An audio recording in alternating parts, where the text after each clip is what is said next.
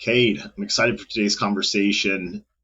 Before we dive in, I will admit this is something that not that I have all the answers on really anything we talk about, but this is certainly an area that I don't have all the answers about. A lot of what I'll be discussing today is my pondering on this topic.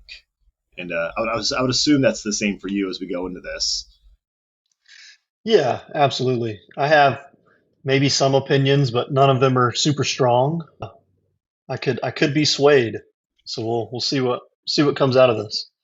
Yeah, so as we dive into this conversation, just keep that in mind that Kate and I are not trying to say that these our opinions are the uh, correct ones per se, but hopefully this conversation will be uh, something that will spur on your thoughts, be it for you or for a loved one, friend, family, as they're navigating money before marriage. So today our conversation is really about having conversations and setting expectations for money before you enter marriage.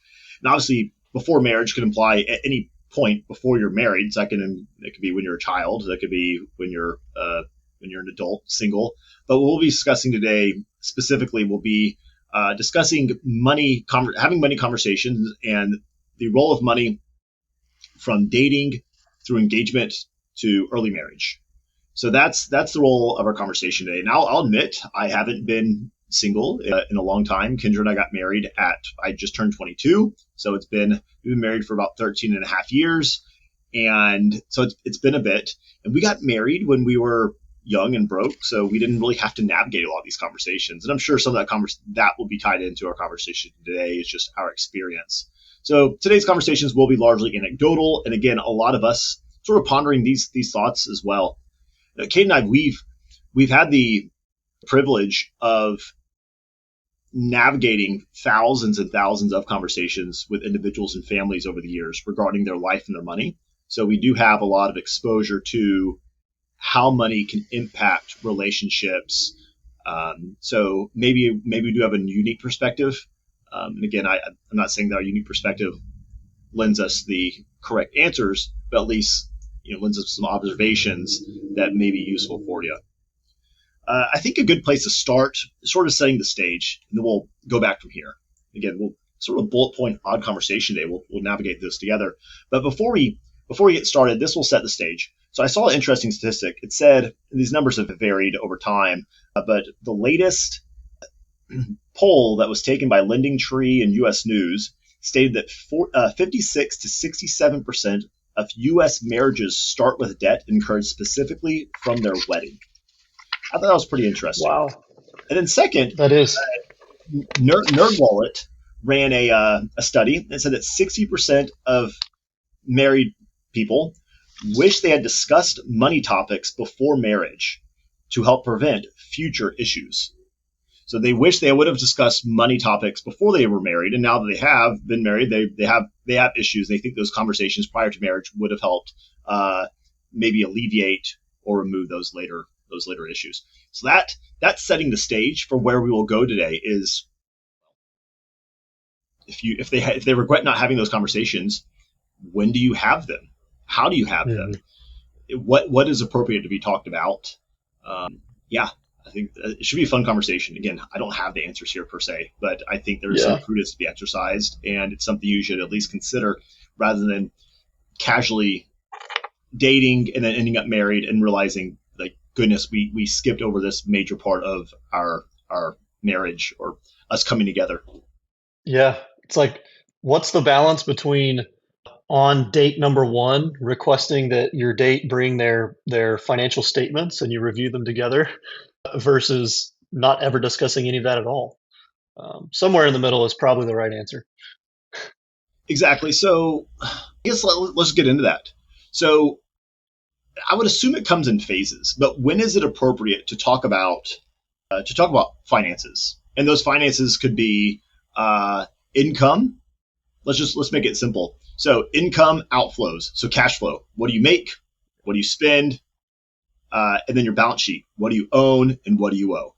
When is it appropriate to talk through these things, and how do you broach those topics? And then, as you just mentioned, on date number one or even date number two, maybe you're on a third date and you're realizing like, wow, I really enjoy this person. I could see this going to us spending our lives together. Is that too early to dive into, hey, here's what I own. What about you? Then you run this risk of maybe she's not into you, but you have a lot of assets, and suddenly you've opened the door to a gold digger, or Mm-hmm. maybe you don't own, and you just open them up to maybe you have a lot of debt, and you decide you want to conceal that because you don't want to. Maybe you're afraid that it'll hamper that relationship and disallow it from continuing where you want to go, and that can be Mm-hmm. some dishonesty. But when is it okay to disclose that? I don't know. Yeah. These are this. Let's get into this. I would think even date three is probably too soon. I would think, and again, I don't have a specific number in mind, but I think that early you're still just really getting to know each other. Obviously, money and what do you make and what do you own, what do you owe, all those things are important as the I think relationship progresses and starts to look like, hey, there might be a real future here.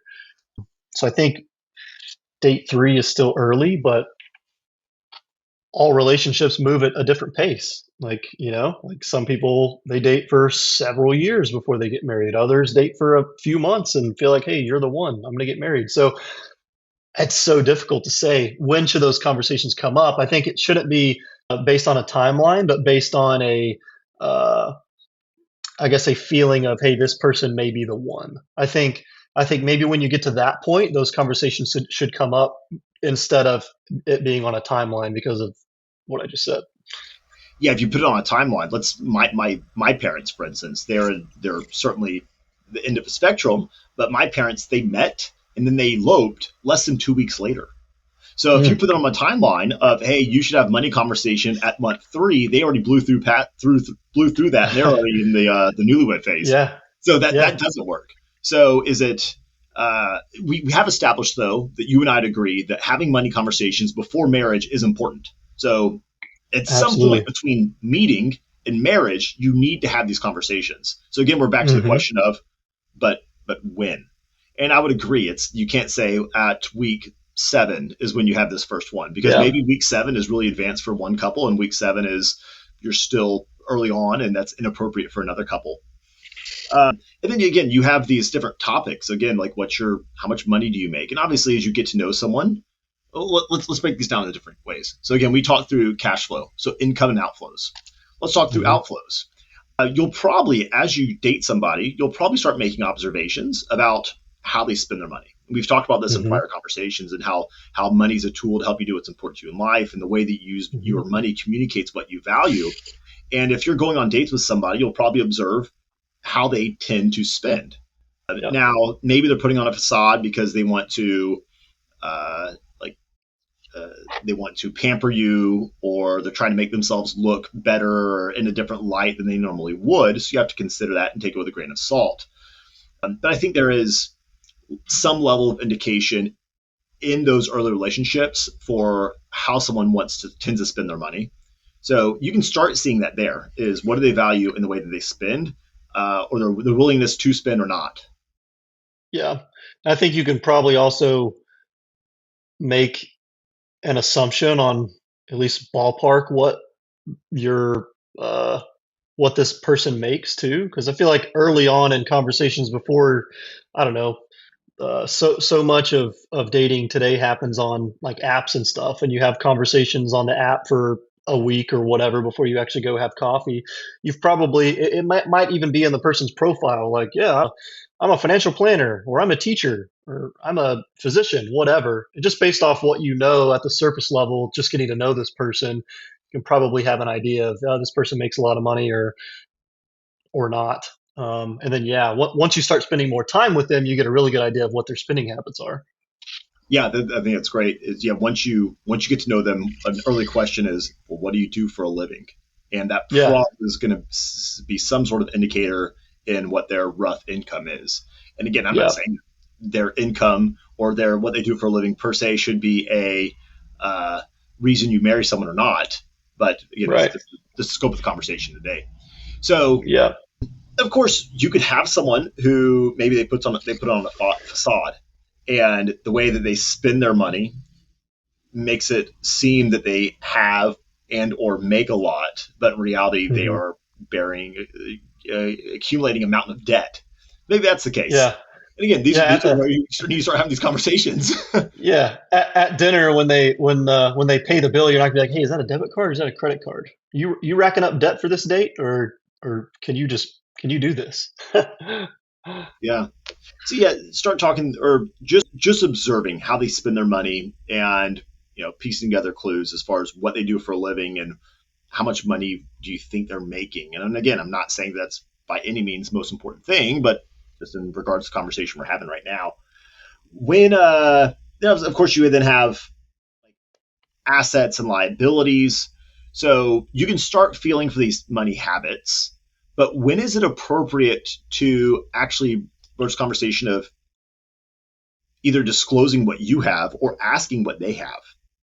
You Hmm. maybe you have a lot of debt, and when should you feel comfortable with sharing that? I have a friend of mine.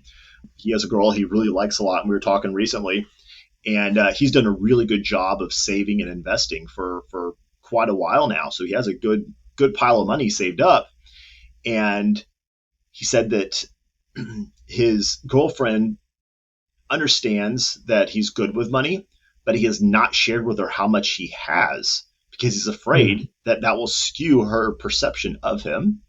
And I Hmm. could see that the same way. If you have a lot of debt, wanting to hide that out of a skewed perception. Now, of course, the Yeah. reason you would hide it are different reasons. And I would argue that the hiding the debt is way more manipulative and dangerous than hiding the asset side. Or maybe I you're hiding agree. Yeah. assets because you never plan on disclosing that, at which point I would say it's very deceptive as well. Yep.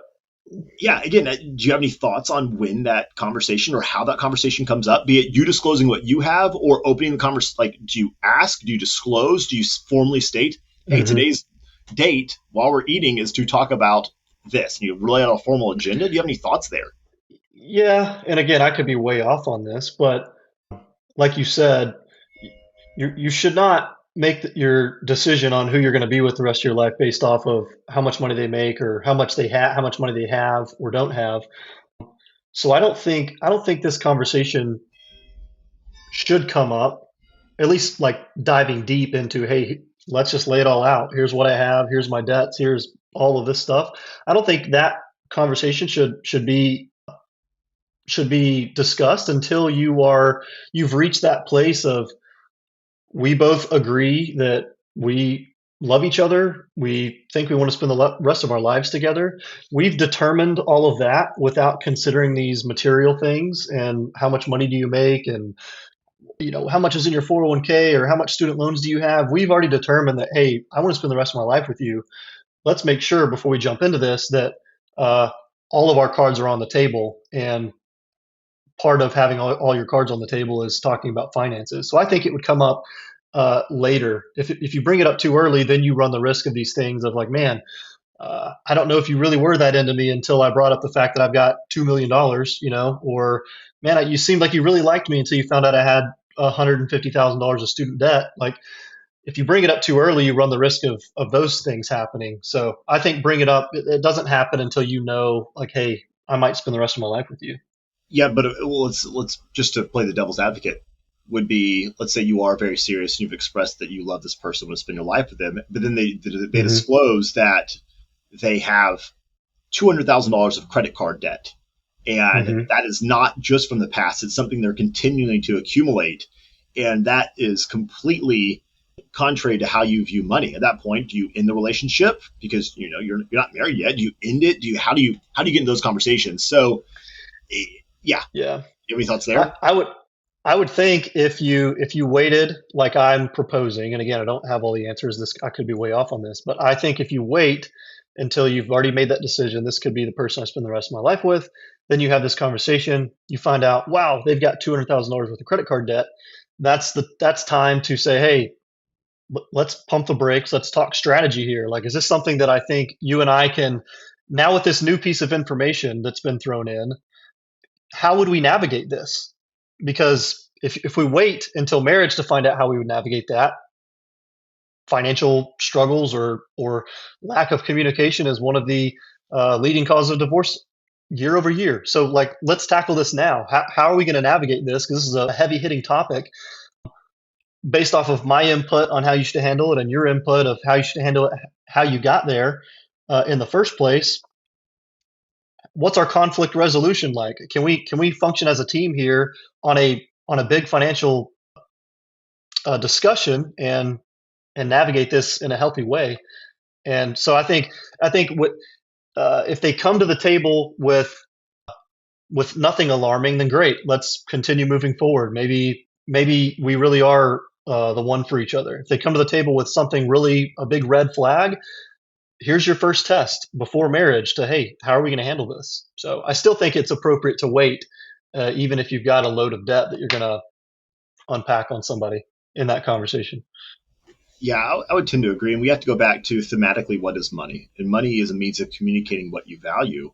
And if we uncover that someone has saved a lot, or they spend in a certain way, or they invest in a certain way, or whatever, that's typically indicative of them valuing something, be it they value delayed gratification for the sake of future financial security, they value clothes, they value charity, they value food, whatever. So again, the way you use your money generally communicates what you value. Again, a large Mm-hmm. problem here is that most people, in my experience, go through life simply taking action and are being reactionary with how they use their money versus stopping and being intentional, thinking through what it is they value, and then ensuring that their resources, their time, and their money are truly aligned with that. Um, Mm-hmm. but yeah, if we're just seeing if money comes up in a conversation, it doesn't have to stop at the money, but rather, okay, why is this the case? And maybe I disclose to Kendra that I have a mountain of credit card debt because I love to go shopping, and Kendra's been prudent in saving forever, so she has a whole lot of assets. It's not necessarily the money that's the issue, but rather is that an expression that we value different things? And now we have to go past the conversation on money. We have to get into the conversation of, well, okay, well, what is actually important to you? And I'd say that is of primary importance, is talking Mm-hmm. through, that's where it's fun to get to know someone as you start dating, is really getting to know this person and what's important to them. That's Kendra and I liked Kendra a whole lot long before she liked me. And part of my strategy was to, I'm a night owl, and all of our friends would go to bed, and Kendra and I would stay up late, and we'd just sit on the couch, and we would just talk for hours. And I would get to know like what her aspirations were and things she enjoyed, where'd she want to travel, what she want to do. If money wasn't a thing, what would she spend her time doing? And just really getting to know her. And Mm-hmm. so I would say that exploration process as you date and you're hoping to get to know this person for who they are. And I think everyone, you want to know other people, and everyone wants to be known. And I think that's one of the deepest wants and needs in life, is to truly be known for who you are.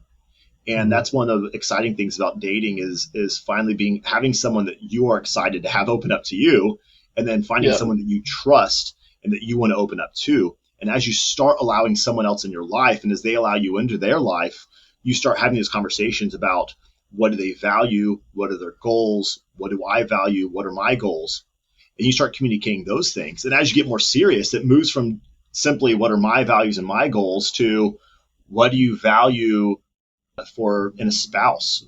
What do you value in a family? Do you want to have a family? Do you want to stay single? Do you want to get married? Do you want to have children? And then what do you want the values of your family to encompass? What would be the mission statement for your family? What would be those core tenets that your family would hold? What are the goals that you have for them? And that starts leading into probably some sort of expression of how money would be used.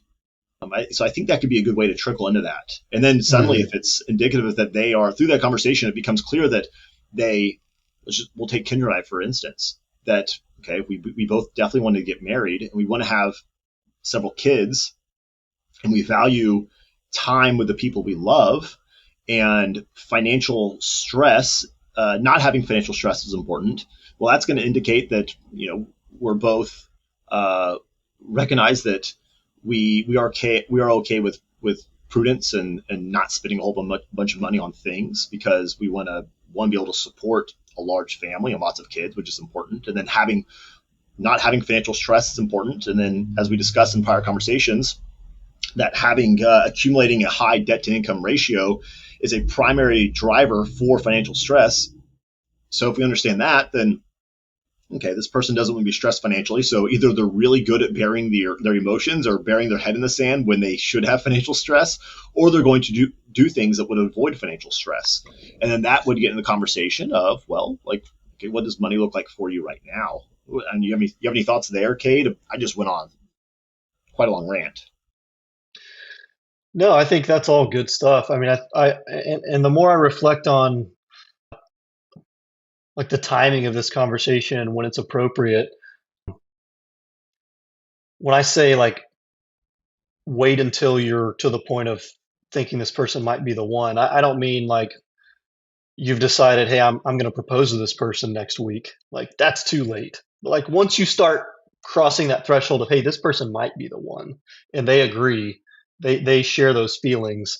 That's when I think starting to trickle in these conversations, like you said, makes sense. And I agree though that um, if you start with again, what do you value, what's important to you, and let the conversation go from there. I think that'd be a really good way to approach it, and you'll uncover a lot. Just again, a lot of this stuff probably by the time you've reached a point in a relationship where you think this person might be the one, you probably have a pretty good idea, even if you don't know for certain that man they've got a lot of debt or this person has a lot of assets or somewhere in between. You've gotten to know this person well enough throughout up until this point of really laying it all on the table. You've got a pretty good idea of what they're going to come to the table with. So it is going to be different for everybody, obviously. Yeah. Well, again, as you get to know someone just for who they are, you're also going to get to know them for how they use their resources, how they use their time, how Yeah. they view relationships. Do they have a handful of close friends? Do they have a lot of like just a larger friend base, maybe not as deep. Like, so I would say that, relationships, how they use their time, how they use their money. Those are three of the primary indicators of ultimately what they value. So Hmm. you'll start learning about those things, their use and views of those resources. Um, but I think there can be some other interesting conversations as things maybe get more serious. One would be just learning about money scripts, and money scripts being okay. Do you know what? Have you heard that term, money scripts, before? It it's like essentially it's your beliefs around money come from how you learned money as a child or growing up. What your beliefs around money are is heavily influenced by how you were raised around money. Yeah, and Is a kind of money the gist script, of for it. instance, could be any kind of debt is bad, or Yeah. another money script could be checking accounts are for frivolous spending and saving accounts are never to be touched, or you should uh, I don't know, you should always have a new car. You should always drive a new car because a new car expresses success. Those are all different types of money scripts. Yeah. Before we hopped on here, I was looking up money scripts actually specifically. I found an article from Creative Planning, and then they cited a bunch of different resources around like psychology of financial planning and all these other places. But this article said that there's four main money scripts, which are money avoidance, money worship, money status, and money vigilance. And then they go to break down some examples of those four different money scripts, which I could share with you what this article says, or you may already have your own thoughts on those. No, go for it. I'd be curious to hear some more. Yeah, so money avoidance, they categorize as money equals greed and corruption, feels undeserving of money, feels guilty for desiring money, avoids thinking about money. So that would be someone who has the money script of money avoidance. Money worship is that money equals freedom and happiness. They seek fulfillment in buying more stuff. They overspend and make risky decisions. Generally, these are workaholics. Money status is your net worth equals your self worth. These people are prone to gambling, lying about money, That leads to overspending, unhappiness, and anxiety. Money vigilance, money should be saved, handouts are bad, avoids buying on credit, and anxiety over money.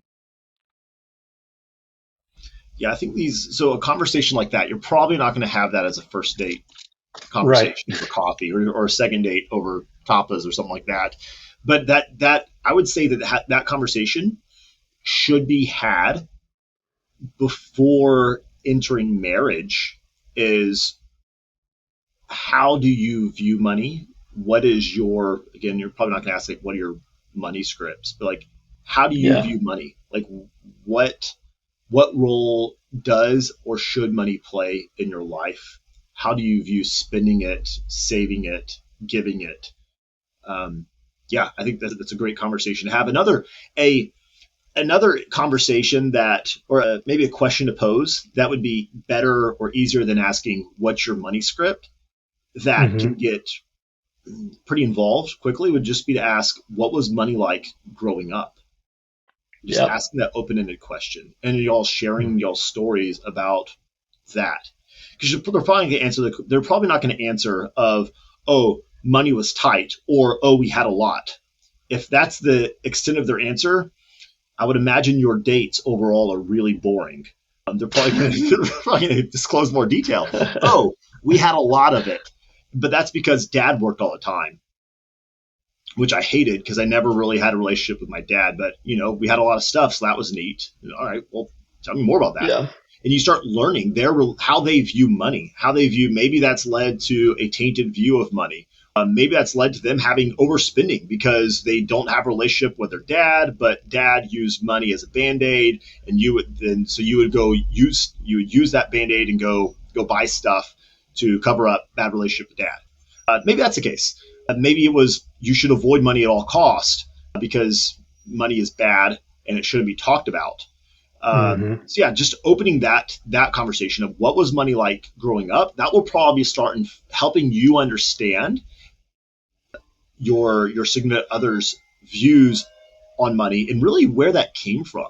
Because Mm-hmm. it's hard to change behaviors if you don't understand what's influencing the cause of that behavior.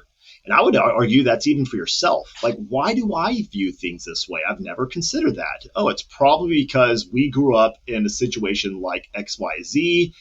I, we grew up without much money, but I had a rich uncle that would come around. And this rich uncle had and did these things, and I always idolized him. So therefore, I want those things. It could be something like that. So you start realizing, oh, I've always wanted a sports car because the neighborhood I grew up in, that was never around. But there was a guy who come around who was when I was little, it was my sister's boyfriend, and I always thought he was cool. He drove a neat sports car. And even as a 4-year-old man, I now think that a neat sports car is success because I'm viewing that through the lens of 7-year-old me. No, I'm not saying Mm-hmm. having sports cars, that's your case. You have this some weird childish fantasy. But maybe that's why. So asking those questions. What was it like growing up and what is influencing how I view money now? And stopping and asking I would pose that you should ask yourself those conversations. And then again, if at some Yep. point, I don't think this conversation needs to wait until engagement. I think this could be a good, fun conversation relatively early in on dating. Hey, what was money like growing Yeah. up? Maybe that's me because I'm weird because I've talked about money every day for the last 10 years. And so I'm really comfortable around the topic. But I think that could be a early date conversation that's pretty quick. Like, wow, I just learned a lot about this person. And you're really getting insight to like you're learning about their childhood. You're learning about their family, their views on things. And I think that could be a interesting, nuanced way of getting and learning about them and what they value in life and what's impacted and what shaped who they are and how they view things. Mm. Yeah. Well, like you said, that's a deeper question, a deeper conversation than just, hey, how much money do you make, or how much money you have in your 401k. You know. So yeah, I would agree that that type of a conversation would be appropriate as early as you want, just because of all the things you're going to learn about that person as you navigate that. Yeah, I would say that conversation of anything we've mentioned so far is how much money do you make? How much money do you have? How much debt do you have? Mm. What are your money scripts? I think of any of those topics, this question should come before any of those because it's Yeah, way I more, agree. you're exploring to know who they are. It's way Yep. more disarming and less invasive and sort of a weird question. Um, so I would start there, and then maybe that opens a door for learning about these other things. Like, all right, well, goodness, you just expressed all these things. Is that why you became a doctor? Because Hmm. XYZ with money, this money script that they have that you think they might have now, is that why you became a doctor? Like, you're a doctor. I would assume now you make a lot of money. Like, what's that Yeah. like? And then you start learning these things. And again, I want to avoid making it sound like money is the of any preeminent value or of much value at all in relationship to how you choose your spouse. But again, these are really important conversations that I think you should have. I'll just tell you, like, so Kendra and I, we got married. I graduated college early, and then we got married in March of 2012. I should have graduated college in like May of 2012. I graduated early so we could get married, and both of us were broke because we are recent college grads. So we didn't get married with a bunch of money. Neither of us had debt, but neither of us had assets. We were very open beforehand that I told her that I had always, like, in a sense, romanticized being a poor newlywed, and she was okay with that. So we got married and we did that. We were poor newlyweds together, and I actually really look back on those times fondly. We got back from a honeymoon, and the day we got back from a honeymoon, we packed up the U-Haul, we drove to Colorado, and we lived a very modest lifestyle there for a few years. And it was really fun. We were poor newlyweds. Date nights was sharing a pint of ice cream while watching a movie. We didn't own a TV. We had a couch that was ours. It was Kendra's couch during college that was snapped in half. So you would sit and you would fall towards each other. It was a forced cuddling couch. So a date night would be sharing a pint of ice cream while cuddling on the couch because you had to lean in because it was to the middle, and we would watch a movie on the laptop, or we would pint of ice cream. I guess that was our thing. We go get a pint of ice cream and we would drive it up the mountains and look at stars or watch lightning or something like that from the car. And I look back really fondly at those times. We didn't have to pay to have a good time. We learned about each other. We had conversations. It was just a good time. And I'm not saying that's the only way you can get married. A lot of people get married with a lot more. And I'm glad I'm not a poor newlywed anymore. That's for sure. But I wouldn't trade those things. Yeah. Again, we had a lot of conversations before marriage to understand, like, our families, what her family was like, what my family was like. We knew each other really well, what we valued in life, our goals. So we didn't have any surprises there. Yeah. And I think, like you mentioned, with the whole, like, what was money like growing up, as a conversation that you could have earlier on, depending on the person, I feel like generally people like to talk about themselves because that question is much less invasive. It might lead to them just starting, sharing with you what they're like now. Like, man, because I we grew up, my parents spent a ton of money and they piled up a ton of debt, and it was fun, but looking back it was really unhealthy. It broke apart my parents' marriage because they had so much debt and all this financial stress. So now, because of that, I hate debt, and so I have no debt. Like, they may just volunteer this information now because you approached it in a way that was much less invasive and much more like the root of the question was more about, hey, I just want to get to know you better and understand, like, what makes you who you are. So uh, they come into that more open to sharing things, even, like I said, just voluntarily. It might slip while they're just talking about themselves. So And again, I want to emphasize, we are not soliciting snooping tactics. But we are saying 100%. is you should get to know the person that you're considering. Do I want to spend my life with this person? And that's really important to get to know them.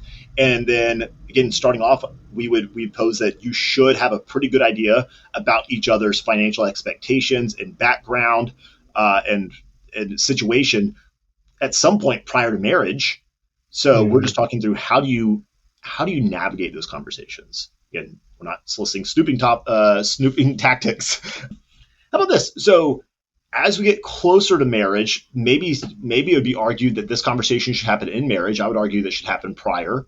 But what about the conversation of financial responsibilities?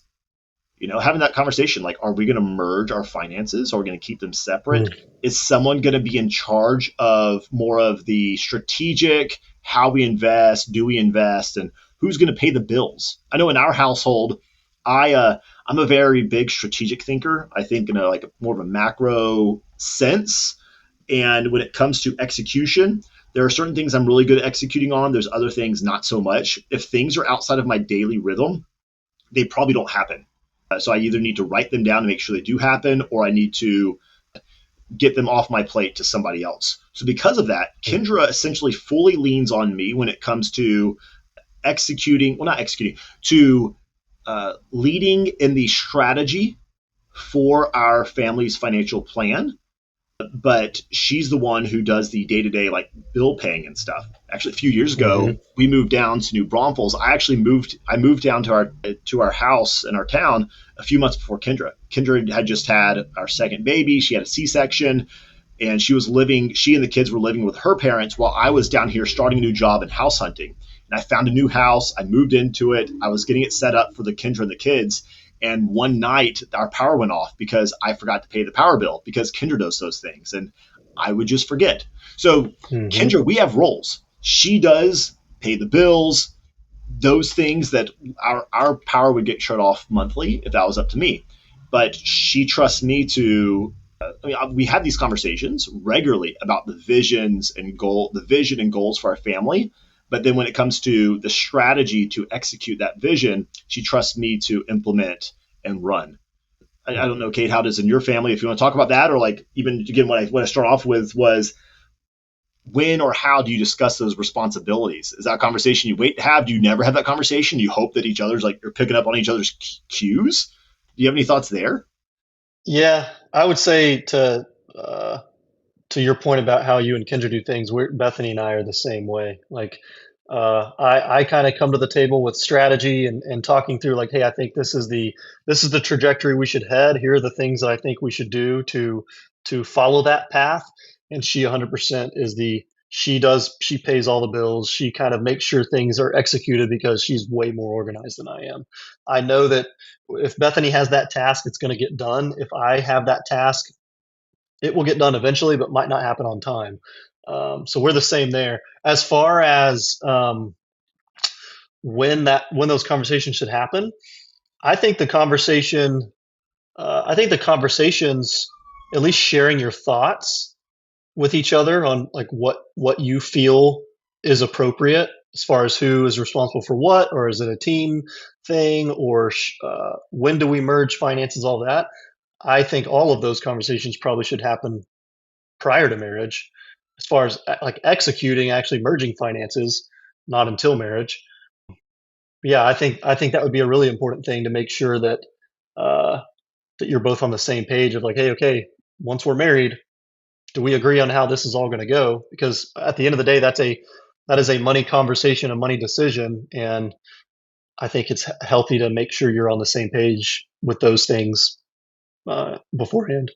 We just brought up another interesting point was, yes, you made it sound obvious of once you're married, then you merge finances, but not before. Oh yeah, But do you? that's my belief. That's my belief. Should you merge finances? So Kate and I, we both come from a Christian worldview. We're both Christian, so we view this through the lens of, well, like our Kendra and I, my wife and I, like to become one.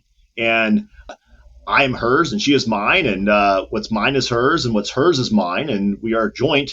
And I think it'd be odd from our worldview to say, yes, I am yours and you're mine, and what's mine is yours, and yours is mine, except for my money is mine and your money is yours, and we'll keep it that way. That seems very odd.